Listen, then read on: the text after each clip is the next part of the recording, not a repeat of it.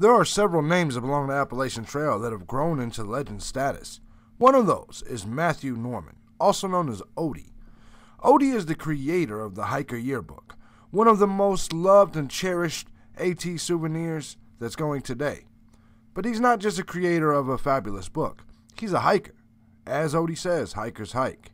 Tonight, on the Hiker Spotlight, we get the opportunity to sit down with Odie, talk to Odie, learn things about Odie, his future plans, about the book, as well as Hiker Magazine. You will hear about the several times that Odie's projects almost came to an end, but through perseverance he has continued to not only give us the Hiker Yearbook, but this new venture, the Hiker Magazine. Tonight on the Hiker Spotlight, Odie and the Hiker Yearbook. Let's do this. This is Teardrop, and welcome to New to the Wild.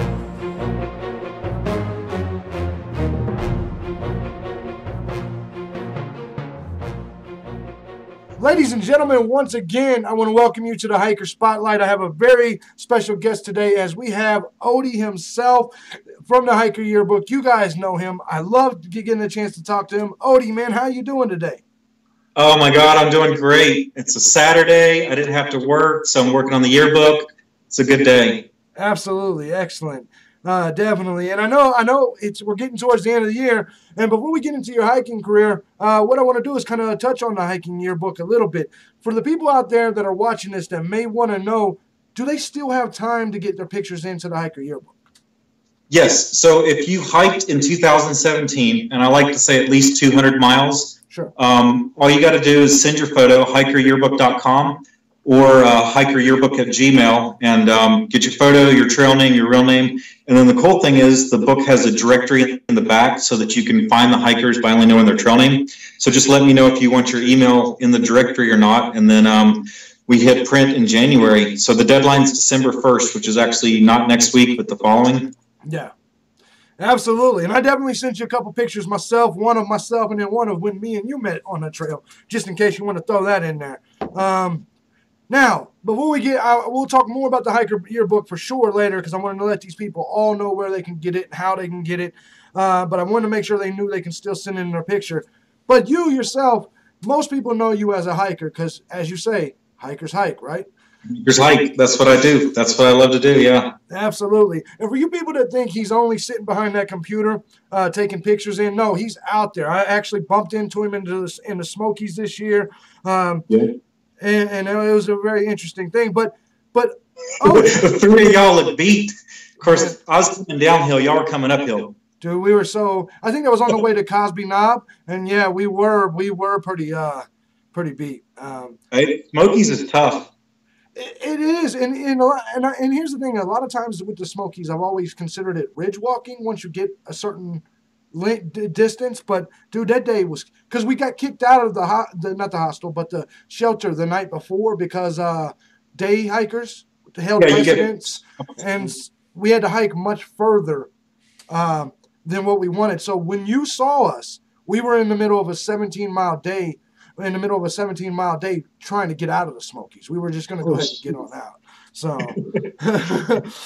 Well, actually, let me tell you a story. When I was coming in to the Smokies, there was a hiker this year, and I'm going southbound, right? So I'm going from Hot Springs down to Springer. So I'm going into the Smokies southbound, and I run across a hiker, and he's wearing flip-flops with dry sacks over his feet, and then, got them kind of tied onto his feet. I was like, what are you doing? And he's like, well, I was in the shelter, but I didn't have a spot, so I was tenting, and it snowed really bad that night. So I had my shoes next to the fire to get them dry, and I'm in my tent. And so I get up at 7 in the morning, and there's snow on the ground. So I decide I want to stay in my tent. So he gets up at 10, and he goes into the shelter, and someone thought that his shoes were abandoned or whatever, and took his shoes. So he had about 17 miles or so to walk out of the Smokies in the snow wearing dry sacks on his feet. Man. And yeah, he said, you got to do what you got to do. Yeah. And, I mean, that's what hikers hike. There's two things I would never want taken. And obviously, that's my pack and my shoes. I mean, if you're hiking, let me ask you, Odie obviously is your trail name. How did that name come about? How did you get it?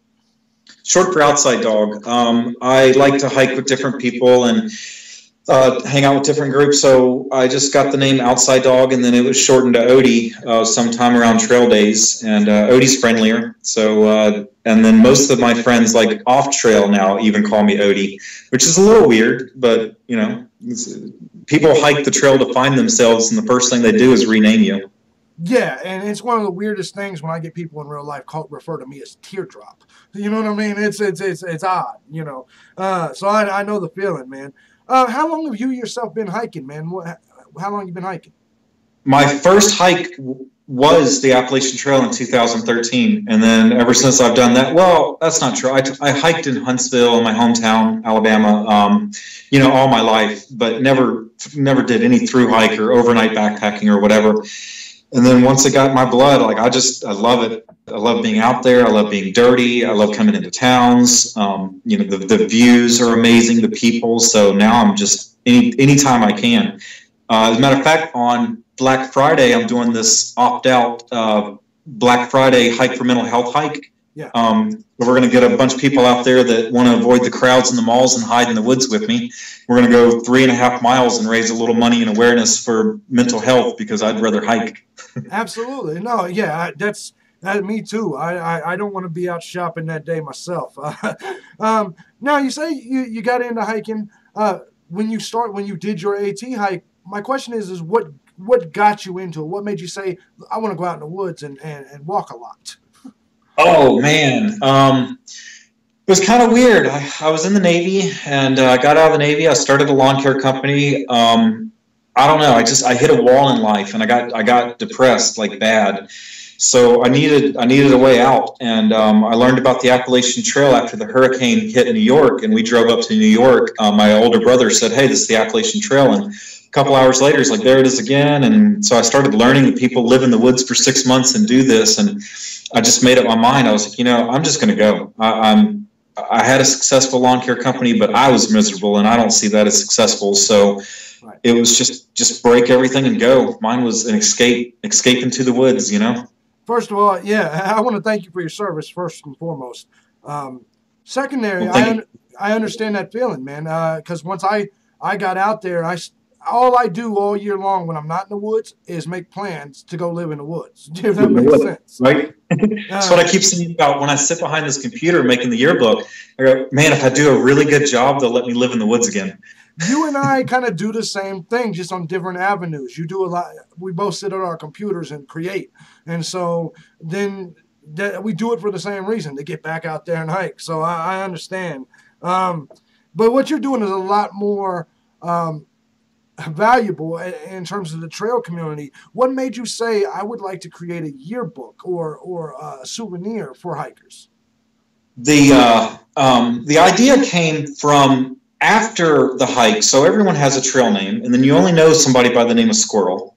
So you get home and you think you're going to know these people forever. Like, these are your best friends. You've just been through the Appalachian Trail, adventure of a lifetime. You get home. How do you find Squirrel? Like, you get on the internet and you're looking for Squirrel, and it's, you know, so we wanted to create something that would enable hikers to reconnect by only knowing somebody's trail name. So if you get the yearbook out, you open it up and you're like, oh, Squirrel. And then you flip to the back and Squirrel's got a real name and Squirrel's got an email. And the next thing you know, there's a connection made. But that's what it was. It really came out of a little bit of post-trail depression and just wondering, like, what's the avenue to reconnect? And then Nima Patchouli and I went to Trail Days in 2014, and we all started it, and it blossomed because it was kind of something that was missing on the trail. And what I really like is the history. I get to study. I spend hours studying the history of the Appalachian Trail and conveying that in the book as well, because that's the foundation of what we are. Like, the history of why did you hike? That's extremely important, but also the history of why is there something there to hike. And what are we a part of? And so the book just kind of merged into this, like, historical records of those who hiked the Appalachian Trail, and, you know, the history of the big events that happened that year, and a way for hikers to join back together by only knowing somebody of the name of Twinkle Toes. Absolutely, and I think it's one of the most personable souvenirs that you can get on the Appalachian Trail. It had, I mean, everybody wants to see themselves in the book, of course, but to be able to then go and find all those people that you hiked with that maybe you didn't take down their names, you know, because everybody just looks through it page by page. I mean, and when you can see a person and be like, yeah, I hiked with him. You know what I mean? And that's kind of a cool entity of that. Are you proud? I mean, obviously you put a lot of work into this, man. How much pride, personal pride, do you grab from it? Oh, it is everything. It is my everything. I get up early and push on it. I think about it constantly. Even the connections I make with the friends and things like that, it's all really like just kind of geared towards giving this and putting this out. So it's my passion. So I don't work on it at all. Like if this was work, then I would have been in the grave because I'm putting hours into this thing. But it's not work. It's just a passion, and I'm honored. Like the community really just kind of allowed me to do this, and that's incredible. And I take that honor and carry the responsibility of doing a good job and making sure that it's historically accurate and that the trail names are accurate, and most importantly, the contact info is accurate to the point that I don't even handle the contact info because I don't trust myself. Sure.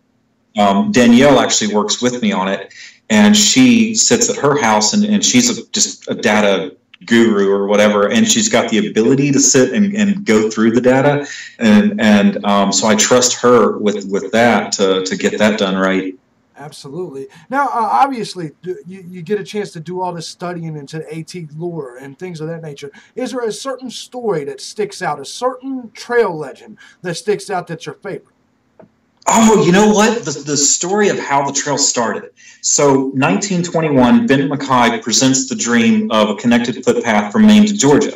1925, the ATC's formed, and they're like overseeing making the trail happen.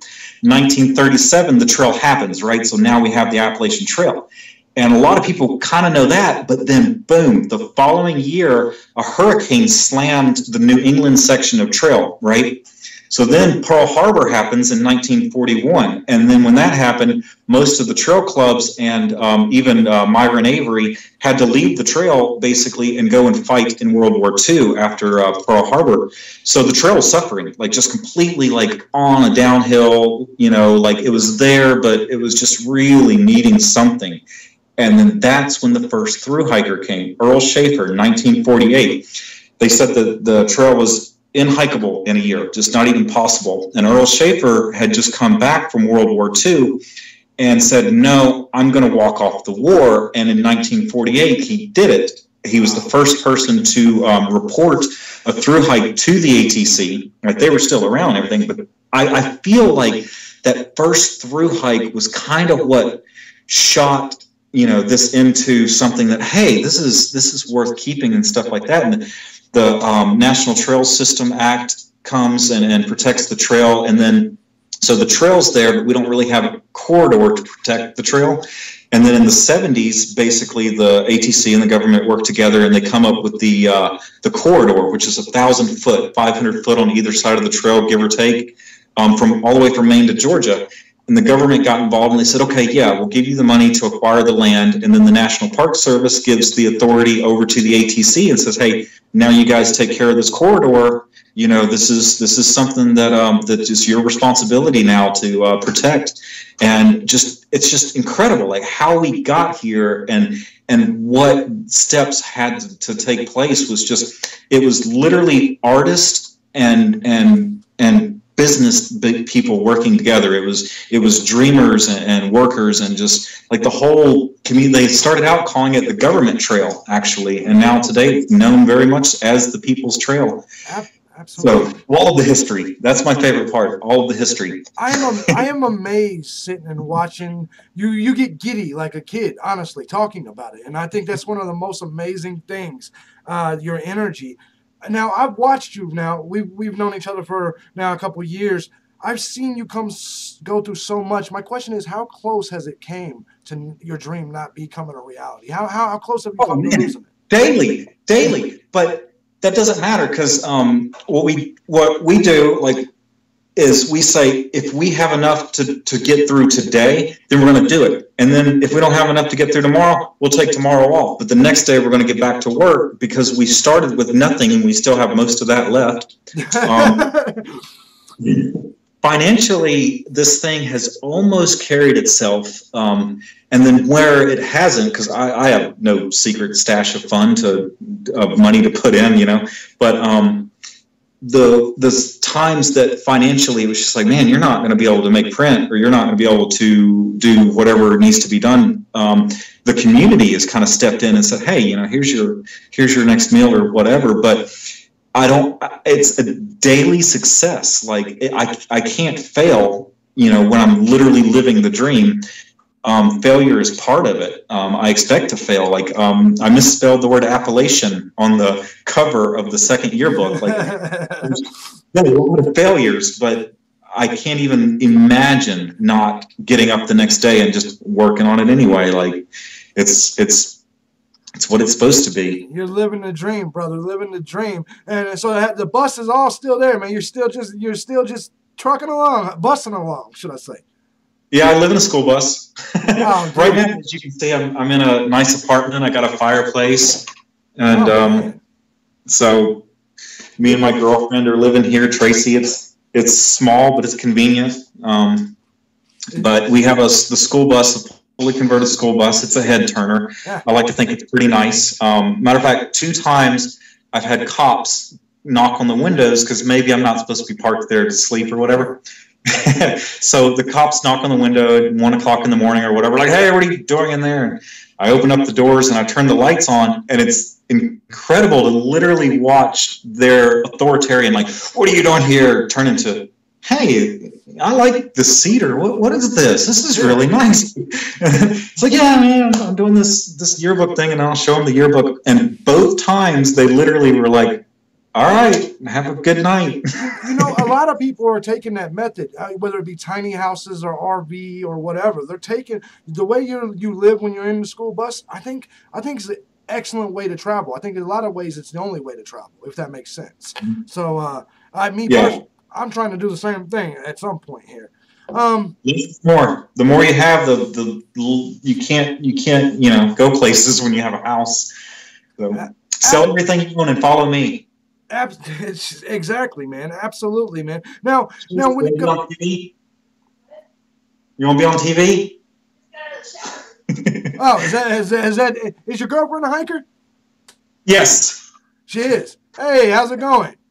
Hi. You can't see me, unfortunately, right now. But so you guys. So she's a hiker, man. Did you guys meet on the trail?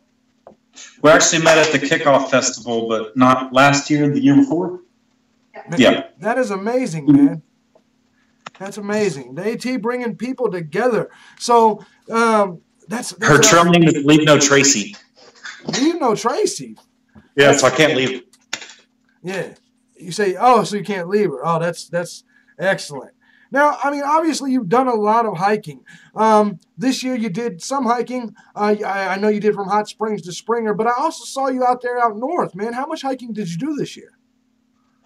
I figured about 700 miles, but I did the Mahoosic Notch 3 times, and then I was on Mount Washington 4 times. But I didn't always take the AT to get onto Washington. Sure. So I kind of like re-hiked some areas a couple times this year.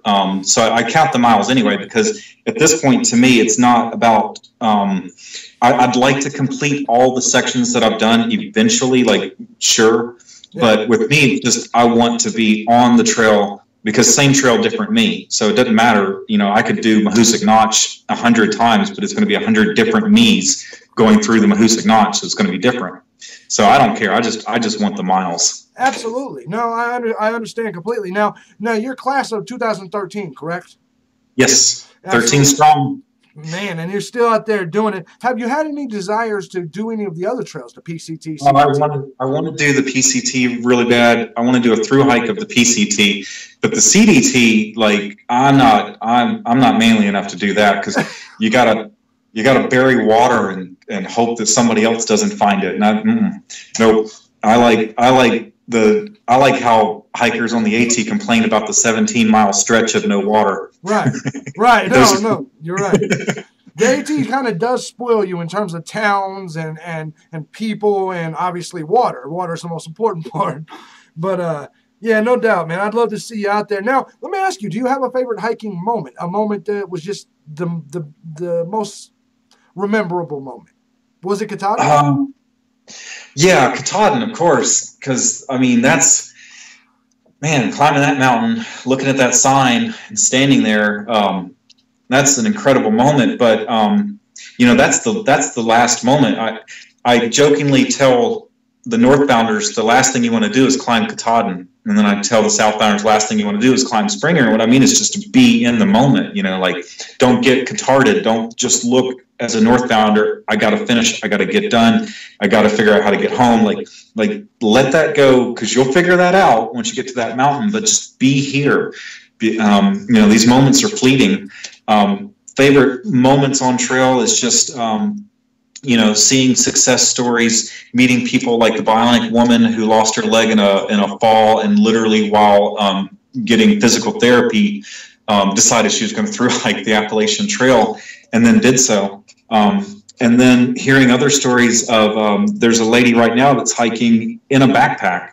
She's paraplegic, and she's got a backpack that she actually sits in, and then a Sherpa will carry her for like 20 minutes, and then they switch out, and somebody else will carry her. And she's real involved with colleges. College kids are the ones that generally carry her. But it's those stories of just, you know, I'm out here anyway. Like, you know, there's great successes in life, but yet they're on trail. There's great failures in life, but yet they're on trail. And so there's just those moments, just meeting thousands of people. That's what I get to do for a living. I get to meet the happiest people in the world. Absolutely, and you literally get to catalog them and everything. So I know, man, you're living the dream. Do you have a favorite hiking area, like the place that you'd hike a million times?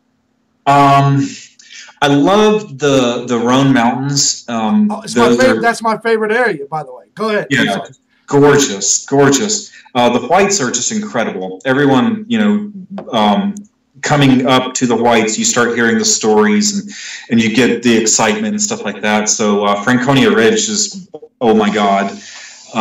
But I don't know this. All of it. No, I understand. I don't know if I really want to go back to Pennsylvania again. I mean, that was nice, but yeah. You say, yeah. I'm not looking forward to that. And I always ask people. Pennsylvanians, and your trail is wonderful. You ever hike the trail in Pennsylvania? No, but my hiking partner, Kavey, that's where he lives, and he said that the rocks that I've already faced, he said that I haven't seen anything until I see the rocks in Pennsylvania. So I'm not looking forward to it. They have rock walls that go down the sides of the trails in certain areas, and that's so that if any rocks fall off the trail, they could just throw them back on. Wow. Man. So let me ask you, because a lot of people talk about Max Patch. Would you agree with me when I say the Roan Highlands is far superior to Max Patch? Would you agree with that? Yeah, but I didn't get a view on Max Patch, so mine's a little biased. But the Roans, I love the Roans. Absolutely. Yeah, isn't the highest shelter on the AT Roan Mountain? Yeah. I might be wrong. No, it is. It is the highest one. It is the highest one. Right before you get to the parking lot, right there where the bathrooms are at Roan Mountain, it's kind of off to the side. So, but actually, I like after Roan Mountain. Once you continue northbound, once you come down Roan Mountain and you hit that road right there that you can see a North Carolina sign. I don't know if I can't remember the gap, but you go up and you're on 4 miles. 2 or 4 miles of just exposed ridge. Yeah. That's my favorite in that area. Now let me ask you: do you have a worst hiking moment? A moment that made you almost say, "I don't want to do this anymore"? On my hike, I got a stress fracture in my foot, and I still wanted it because I didn't want to go home. Like, I didn't want to go. I felt like quitting in any way would be literally going back to where I started and just starting over, and that wasn't good enough for me. So my foot was swelling every time I tried to hike, and I went in to a doctor, and they ended up putting me in a boot and told me to not walk for 6 weeks. And I was like, well, I'll give you 10 days. Yeah. So I iced it every day, and then, I hiked, and then of course I hiked 5 miles and my foot swells, and so to want something so bad that you're willing to just dig in and do what it takes, but your body's broke. That's heartbreaking. And several times, when I have a vehicle on the trail, obviously nowadays, and the hardest thing to do is to take a hiker to the hospital, knowing that they're not going to be able to finish their hike. And of course I wouldn't say that, but you realize like this is unfortunately beyond their want, desire, dreams, ambitions, their drive. They're about to go home. Yeah. And those are heartbreaking moments when your body just won't do what your soul wants to do. Especially when you look in their eyes and you can tell that they don't realize it yet, but you already know it. It's kind of that is heartbreaking, man. Yeah. Forget about it. Now we talked about your favorite area. Is there a worst area? Like for me, it's Hot Springs to Irwin. I hate that area. I do not like majority of that section. Do you have an area like that? I can't think of one. No, not. I mean, I don't know. Georgia has a bunch of pointless ups and downs. But you're talking to someone that's hiked Georgia 10 times. I know. Pointless ups and downs. No, I can't really think of one that I don't generally like that much. New York is different. You're basically in town. You can hear cars from your tent, that kind of thing. That was always a little different feeling for me as to what the trail was. But I don't think I would like that, honestly. I'd feel like I'm camping in the city. Yeah, I mean, you go down. I think it's I-81 for a while, or one of the interstates is just right there, like every night. Man. You hiked all day long, and then you're next to the same interstate, and you can just hear it in the distance or whatever. So that's part of the trail. It's the whole East Coast. No doubt about it. Now I know this is going to be hard for you. Do you have a favorite hostel? Oh, that is a hard one. But if I had to say my favorite hostel, it would probably be Honey and Bear's cabin in Andover, Maine. Okay. Honey and Bear, they both do and did a ton of trail work and maintaining and stuff like that. And their hostel is just because they love the community and the hikers, and they've Earl Schaefer on his 50-year reunion hike actually stayed with them. Yeah. And they're so inviting. They're so friendly. They open their doors to us at any time to just come in. And there's really no way you could even pay them back, because they're just giving you love the whole time you're there. It's just like overwhelming you with love. So that's just one of my favorites. They're in their 80s. Yeah. Honey actually climbed Washington. She took the cog train up and then hiked down to Lake of the Clouds, and then hiked back up the following day. I think it was her 85th birthday. It was her 85th birthday. So she hiked Washington for her 85th birthday. Now, man. Now, that's amazing. That's an amazing story. Now, what about towns? Do you have a favorite town that you just have to go to no matter what? Yes, Duncannon. Duncannon really? Is my favorite. Doyle is dirty. The Doyle has spiders. The Doyle is run down. You should stay there. If you don't, you're missing out. I hear they have fantastic food. Amazing food. And then like hiker portions too. Like you don't leave hungry. And then they got beer. There's a bar downstairs. It doesn't have air conditioner or whatever, but the town folk are just like so inviting and friendly and things like that. And Trail Angel Mary is there, and she's just an epic trail angel that just takes hikers into her home. And then there's the Legion and the Veterans of Foreign Wars, and just all of these people are just like in love with hikers. They absolutely love us. And it's a town where you feel like you're allowed to be dirty. Like you're allowed to come into town a little bit and stink and sit at the bar and just enjoy the night, because the town is like, oh yeah, people stink. We accept you for who you are. Of course, that shower on the AT is actually in the Doyle. A lot of people don't know that because they're all like, "Oh, the Doyle is dirty. I'm not going to stay there." It's like, well, the trail is dirty. You stay there. Yeah. But no, you're right. But the shower in the Doyle is like under a fire hose. It's amazing. Wow. Now you say it has the bar, so you know I'm going to love that place. You already know me. Yeah. I'm going to love it. I'm not even a drinker, but I always have a beer at the Doyle. Excellent. Now, this next question is going to be tough for you. So if you bypass it, I understand. Well, first of all, let's say worst hiker town. You know I'm getting to the worst hiker town and the worst hostel. So due to your business and your humbleness, I understand if you bypass the question. But you know I'm going to ask you anyway. What's the worst hiker town? The worst hiker town? That is such a hard question. So I guess that's perspective. So when the hikers come through a town, this is something that I've gotten to see that you don't really get a view of. But so the hikers start coming in, right?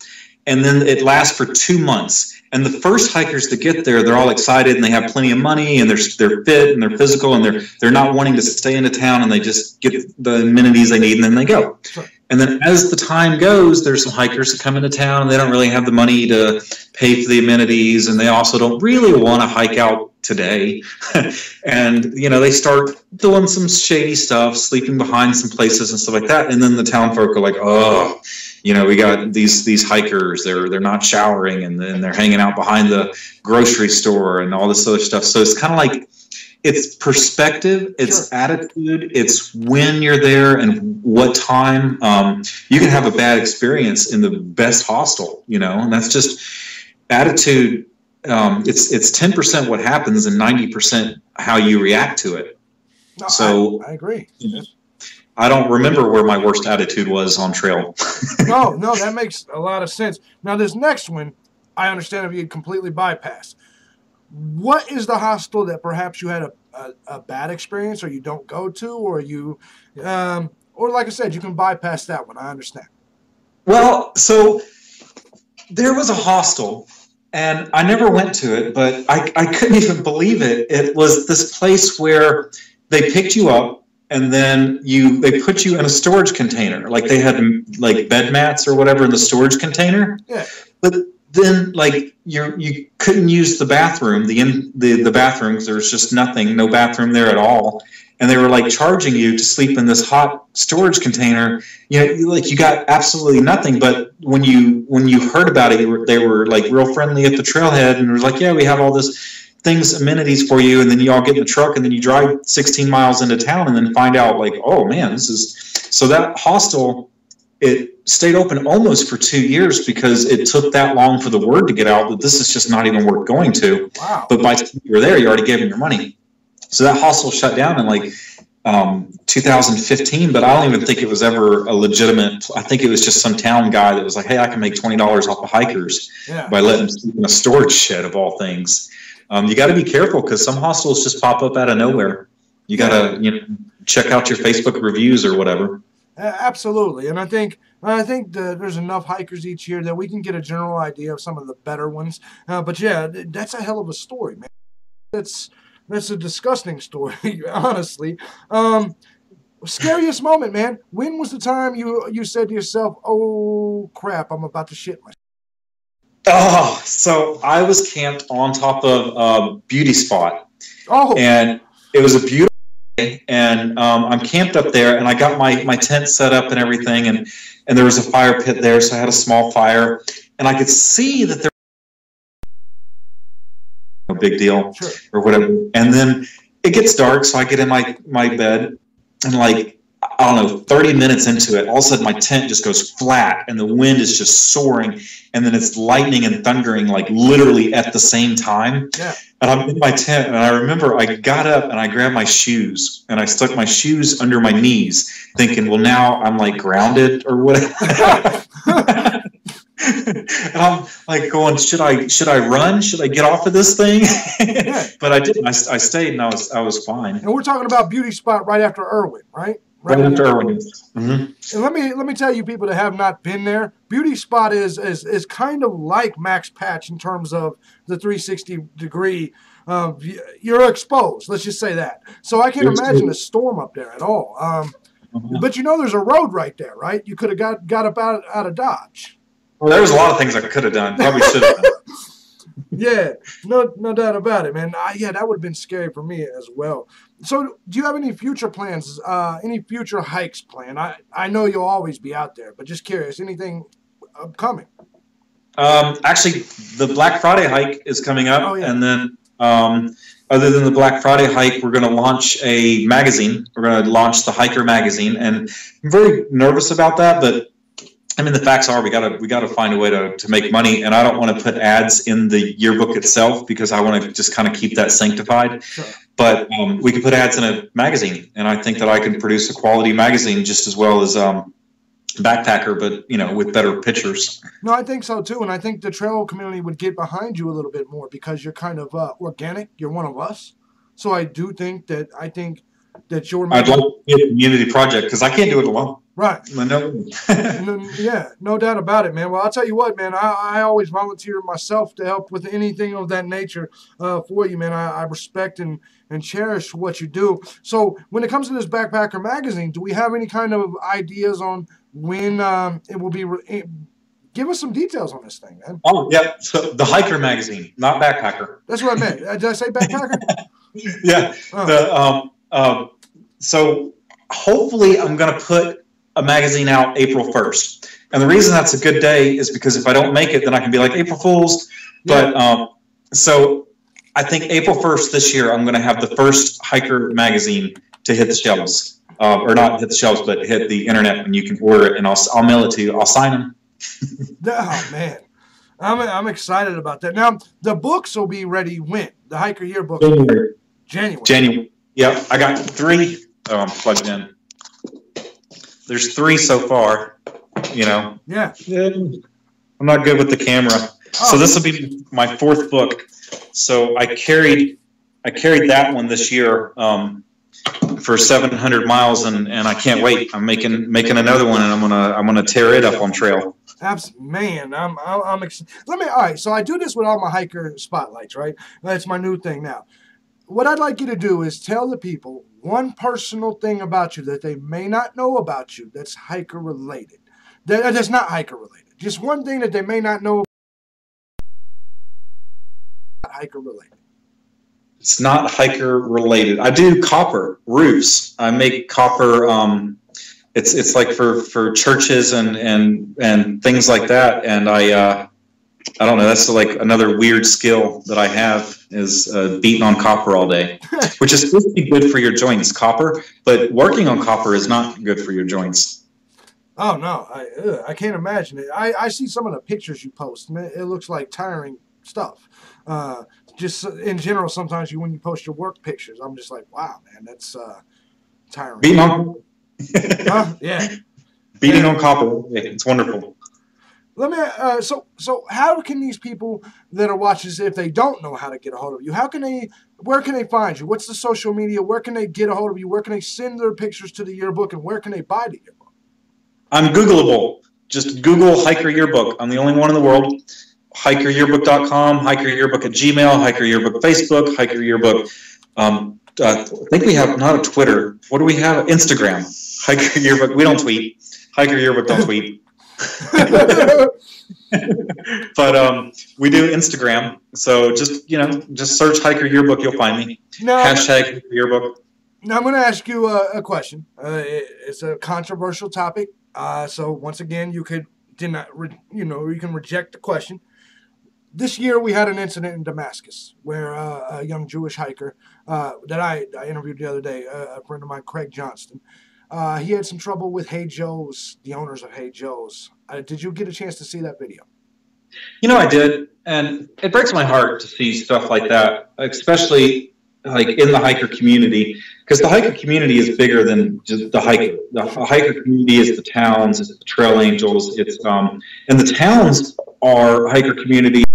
Not the trail is there. Yeah. So this incident, I love Damascus. I think Damascus loves hikers, and I don't think that those two represented Damascus by any means, by any stretch of the means, because Damascus is actually called one of the friendliest hiker towns on trail, and I've known it to be that way. Yeah. And Hajos and what they did, that's a hatred that I don't understand. I don't get it. I know that drugs had something to do with it, and I guess I mean, it's just rumors on if they were meth heads or maybe they were taking pain pills or whatever. But I can't imagine that someone that's sober could get to a point of that much hatred. Yeah. I don't want to. I don't want to think that there's people just running around with that much hatred in their heart. And it breaks my heart that someone would look at someone based on their skin color or their religious choice or their sexual orientation and be like, I hate you to the point that I'm going to spew this like vulgar language. Like I'm going to let this come out of my temple. Yeah. Like I'm going to let my body like just spew disgust. Yeah. I don't know. You, man. In fact, I think it shocked the hiker community when I came out to the hikers' defense. I think that people automatically get politics mixed up with hatred, and I found it to be a disgusting display of hatred. But here's my thing, and here's the reason I asked you: is there may be minorities, or there may be minorities is the best thing. There may be minorities that are watching or that saw that incident and feel that maybe the backwoods and the Appalachian Trail is not meant for them based on that incident. Yeah, maybe it's not safe for them. I've seen this on other social medias where women will ask, like, hey, is it safe for me to hike alone? Yeah. There are transgender, transsexual people that say, hey, is it safe for me to be out there at all? And I don't know. I guess I'm just so taken by it that, like, why? Why would you ask that question? Get out here. We would love you. Exactly. Everything I've seen, like, we are going to love you. Trust me, we got more stuff than you got going on anyway, and that's why we're already here. Like, welcome to the party. But that's not completely true in every situation. No, you have to keep your guard up a little bit. I want to say that the trail is a very welcoming and inviting place, but you got to keep your guard up. Unfortunately, that's the world that we live in. The only thing is, as loud as these people are screaming with hatred, there needs to be somebody screaming with love, and that's the rest of us. Yeah, so if you see an isolated incident, please don't paint all the community like that, because we're not accepting of that kind of behavior. No, we're not. And that's the reason why I say I wanted you to answer that question, because you being the guy that does the Hiker Yearbook and you're so knowledgeable of AT lore, I figured you would be the best person to tell these people that this does not happen regularly on the trail. No, come out here, please. Please, another YouTube guy, Black Elation. Yeah. You can follow his journey. He's one of the more YouTube inspirations from this year that talks about just hiking as a minority and things like that. I've seen plenty of LGBT community on trail with no issues whatsoever, completely accepting. Because if you give love, you're going to get love, and especially in a community where we're generally just accepting anyway. I would like to see more, just more culture on trail. Honestly, it is a little boring. Yeah, and here's the thing: is we all out there have. No, I know what you mean, though. Us out there, we all have different views on life. But here's the thing, and this is what I want all the people that are considering hiking to understand. Me and Odie here, we have complete different views on life. But you know what? When we're out there and in general, that trail is what brings us together, and that's how the trail is in general. You'll see conservatives and liberals coming together. You'll see white and black. You'll see woman and man. Am I right? Right, exactly. I think the hiking community was the only Facebook community that didn't delete everyone because they were posting Trump or Hillary posts, and then people were like, "Oh, delete. We're no longer friends." Yeah. But the hiking community was like, "Whatever, do what you want. I don't like you, but we're going to be friends." No, that's exactly right. Is that it transcends, because regardless, that political realm is the outside real world. The hiking world to us is our real world. So that's I think that's the best way to really explain it from my perspective, is that I only pay attention to this political crap when I'm out here. When I'm in the woods, I don't care who's president, really. You know what I mean? I don't care what's going on, because I'm in the woods with you. You know, pay attention, leave it at home. Huh? Pay attention, but leave it at home. Absolutely. You know? No, you nailed it, man. You nailed it. Well, Odie, it's been a pleasure, man. You're a legend on this trail, and you're becoming. Go ahead. I said, please no. I don't want to be a legend. Not yet. I just want to hike. Yeah, and that's the thing. And hikers hike. Let me ask you, man. How important is that phrase to you? Because I see you use it a lot. Just hikers hike. Hikers hike. That's I use it a lot because it's when something goes wrong, hikers hike. When you're trying to make a decision, hikers hike. It's not. Some people have asked me, like, is that a slant towards like maybe some people that are skipping some of the trail here or there? No, because if they're skipping some of the trail, then they're hiking the part that they're not skipping. So hikers hike. It's simple. Either you're hiking or you're not. And so yeah, that's my call to arms. Hikers hike. Grab your packs. Absolutely, ladies and gentlemen. This is go ahead. Well, we're not coming back till we stink. Right. No, you're right. And ladies and gentlemen, this is one of the most humble and just lovable people you'll see on this channel, on these interviews. Odie, any final words for these people that maybe are coming out in 2018, or just in general to the people watching? Hey, remember the history. Learn the history of the trail. Learn your basics, your water, food, shelter, clothing, and respect the trail. Be sure you see things from the trail's point of view. If you brought it in, pack it out, and through hikers pick up after the day hikers. Yeah, absolutely. Odie, man, I appreciate you, man, throughout all of this. I'm probably going to want to talk to you next year, too, because you're just an amazing person. I love talking to you, man. Hopefully we can get together, man, and hang out one night this year on the trail. So let's do that. Absolutely. Ladies and gentlemen, I appreciate you guys watching. This is Odie right here, Matthew Norman. Norman, that's how I say your name, right? Yes. Okay. I just want to make sure I got that. To the book again. There you go, man. And you can find him. Just Google Hiker Yearbook, man. That's how you find him. And you guys got till when to turn our pictures in? December the 1st. December the 1st.